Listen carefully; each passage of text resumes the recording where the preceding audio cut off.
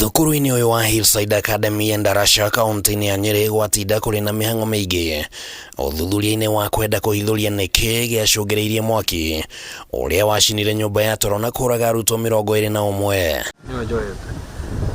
Maabitha honge citanyihiire ithano cia thirikari nĩo matinda mambĩte hema gũkũ, hamwe nacio arĩ nĩ rũhonge rwa DCI, rũhonge rwa ũramati wa mathogora ma maguta EPRA, Ministry ya ũruti wa wĩra, Ministry ya gĩthomo na kambuni ya ũtambia wa thitima ya Kenya Power.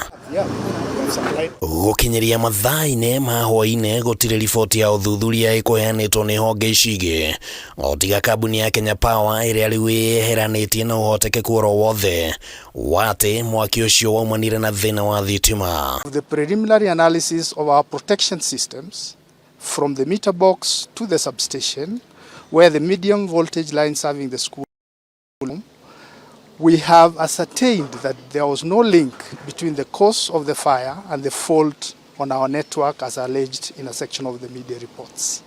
Agĩtarĩria wĩgiĩ ũrĩa mahotire kũmenya ndwarĩ thĩna wa thitima, mũrũgamĩrĩri mũnene wa kambuni ĩno mwena wa Nyeri Duncan Machuka augĩte atĩ rĩrĩa riboti cia mwaki ũcio ciaumĩrire nĩ mahoririe thitima thukuru-inĩ ũcio orĩo, na ica ikuhĩ thutha ũcio gũgĩtũmwo ataaramu wa thitima arĩa matarĩirie atĩ gũtiarĩ na thĩna oro wothe wonekanire raini-inĩ ĩrĩa ĩtambĩtie thitima kuma ceceni-inĩ ya thitima ya Muiga nginya thukuru-inĩ ũcio. All the Kenya Power installations including the meter, supply cable, earthing, low voltage and high tension fuses and the transformer were intact.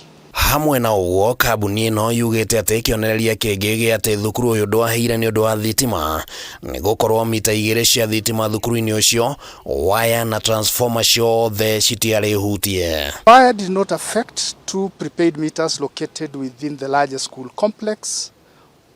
This was also the case for all other adjacent customers supplied by the same transformer.